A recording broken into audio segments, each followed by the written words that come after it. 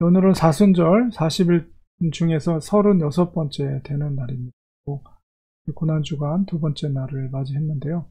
오늘 마태복음 26장에서 바로 예수님이 체포되는 장면과 또 산해됨에서 예수님께서 재판을 받는, 신문을 받는 그런 장면이 기록이 되어 있습니다. 바로 겟세마네 동산을 기도를 하시고 드디어 예수님을 팔자였던 가룟 유다가 예수님께로 가까이 와서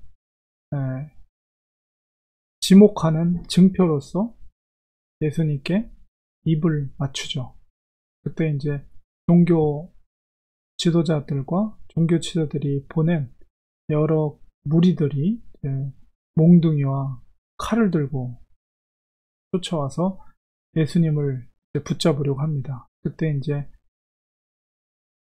여기 251절에는 마태는 함께 있던 자 중에 하나가 손을 펴서 칼로 대제사장이 총을 쳐서 그 귀를 떨어뜨렸다 이렇게 했지만, 다른 복음서에 보면 말고, 대제사장의 종의 이름이 말고였고 귀를 쳤던 사람이 바로 베드로였죠.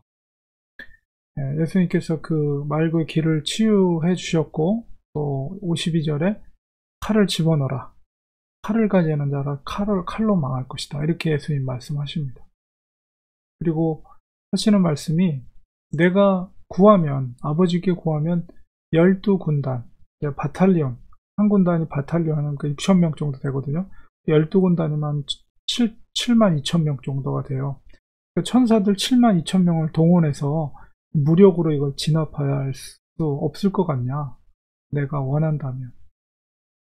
그렇게 할 수 있는 권능과 권세를 가지신 분임을 이제 제자들에게 이야기를 하지만, 이제 54절에 만약에 그렇게 하면 이런 일이 있으리라 한 성경이 어떻게 이루어지겠느냐. 우리가 이 마태가 포커스를 두고 있는 건 뭐냐면, 예수님께서도 반복해서 말씀하시는데, 바로 구약에 예언되어진 예언의 말씀이 성취되어지는 사건들이다라는 것을 계속 반복해서 강조를 합니다. 다른 복음서에 비해서. 그만큼 예수님의 이 되어지는 일들과 예수님께서 짊어져야 될 십자가 사건, 그 과정 속에서의 그 순환과 고난, 이런 것들은 다 이사야라든가 그런 구약의 말씀들의 성취라고 이제 예수님이 친히 말씀하고 있죠. 56기라도 역시 마찬가지로 선지자들의 글을 이루려 합니다. 그러니까 원래 예루살렘에 입성했을 때, 성전에 입성했을 때 얼마든지 예수님을 잡을 수 있는 더 좋은 찬스가 있었는데 잡지 않은 것은 바로 선지자의 글을 이루려고 합니다. 그러니까 예언의 말씀이 성취되게 하기 위함이다, 이렇게 말하고 있고, 이 56절 맨 끝에 보면 제자들이 다 예수를 버리고 도망합니다. 이것도 예수님께서 앞서서 말씀하신 감람산에서 처음으로 제자들에게 말했던 말이 뭡니까? 너희들이 다 나를 버리고 도망갈 것이다. 그 말씀이 그대로 시간 얼마 안 있다가 그대로 그것이 성취된 것을 보게 돼요. 그러니까 구약의 말씀, 그리고 또 예수님께서 하신 제자들에게 한 예고의 말씀들이 그대로 다 일치하며 성취되고 있는 것을 보게 됩니다. 그러니까 마태 복음서 속에 구약의 인용문이 가장 많이 나오죠. 물론 이제 독자가 유대인 그리스도인들을 해당되기 때문에 그러기도 하지만은, 이 구약에 예언된 메시아가 예수 그리스도이시며, 그 메시아는 고난받는 메시아로 이 땅에 오셔서 그 십자가의 죽으심을 통해서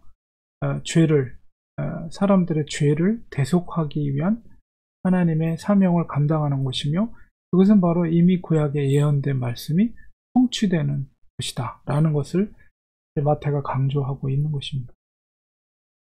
결국 이제 붙잡혀 가서 이제 대제사장 가야바의 뜰에 가서 거기서 이제 서기관과 장로들, 종교 지도자들이 거기 모여 있었는데, 거기서 이제 신문을 받게 됩니다.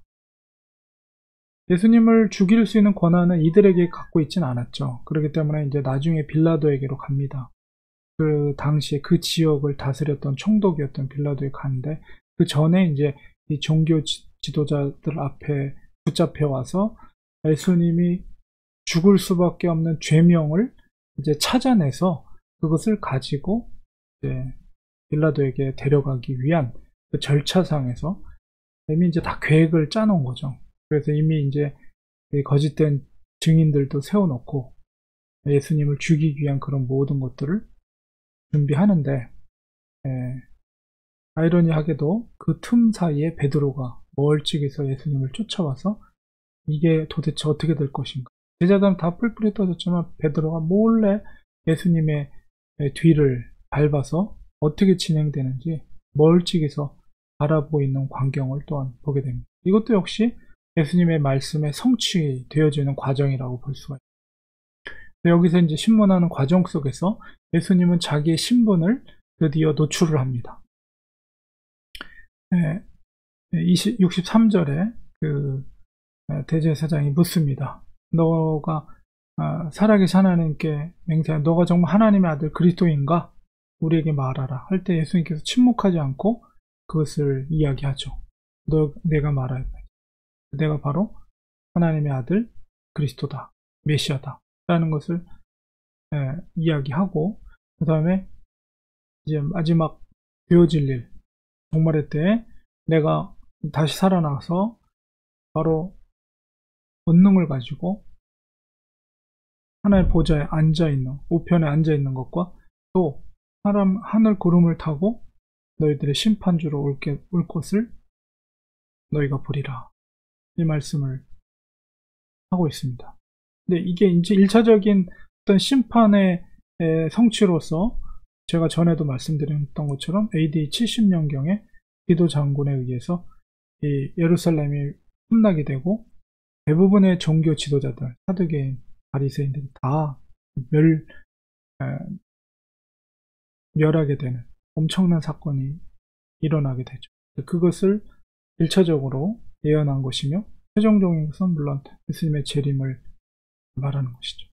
대제사장이 이야기를 듣고 예수님이 하나님의 아들 그리스도라는 얘기를 듣고 자기 옷을 찢으며 더 이상 증인이 필요 없다, 이를 죽이자라고 신성모독으로 예수님을 죽이기로 작정을 합니다.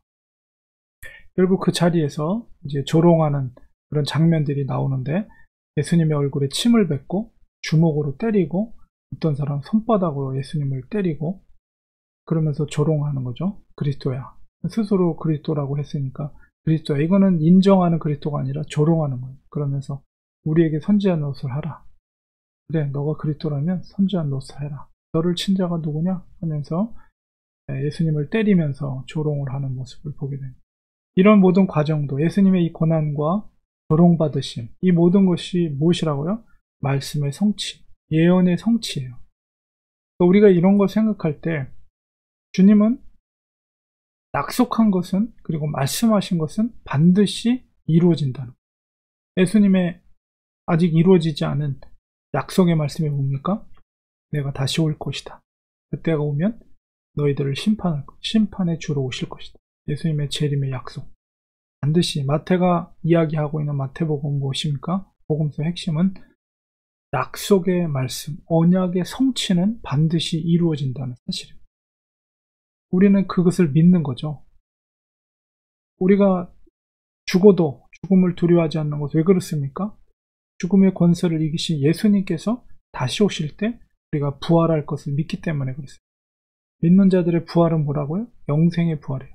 우리는 그것을 믿음으로 고백하고 그것을 믿기 때문에, 그리고 예수님의 약속하신 그 언약의 말씀을 믿기 때문에 우리가 믿음의 길을 가는 거예요. 아무리 그 길이 좁아도, 그 길이 십자가의 길이라 할지라도 그 길 가운데 영생의 길이 있기 때문에 우리는 그 약속을 믿고 믿음의 길을 가는 것입니다. 지금 예수님께서 고난받고 조롱받고 침뱉음을 당하고 뺨을 맞고 주먹으로 맞고 이런 고통을 당하는 것은 뭐라고요? 약속의 성취. 주님은 그것을, 약속의 성취를 아셨기 때문에 그것을 친히 감당한 거예요. 조롱당하는 것을, 그리고 십자가에 죽기까지 그것을 감당하고 순종한 것입니다. 바로 이것이 그리스도 십자가의 길입니다. 우리가 걸어야 할 길입니다. 힘들고 어려운 것 같지만 주님이 우리와 함께 하신다고 또 약속해 주셨습니다. 함께 하시는 주님을 의지하고 주님과 그 길을 끝까지 걸어가는 우리가 되야 되겠습니다. 기도하겠습니다.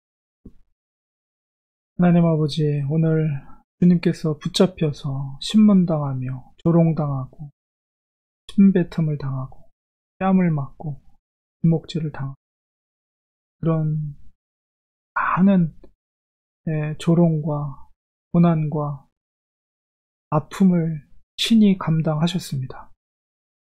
주님께서 그렇게 하신 것은 바로 약속의 말씀을 성취하기 위해서 주님께서 그 길을, 십자가의 길을 묵묵히 감당하시며 조롱을 당한 예수님의 모습을 보게 됩니다.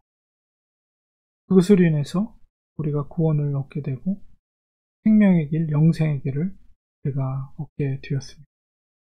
우리가 주님을 따르는 제자로서 주님이 걸어가신 그 길을 믿음으로 걸어가게 하여 주시옵소서. 죽음 너머에 계신 바로 부활하신 예수님을 바라보면서 우리가 죽음을 두려워하지 않고 믿음으로 이 길을 걸어가는 저희들이 되게 하여 주옵소서. 예수님의 이름으로 기도합니다. 아멘.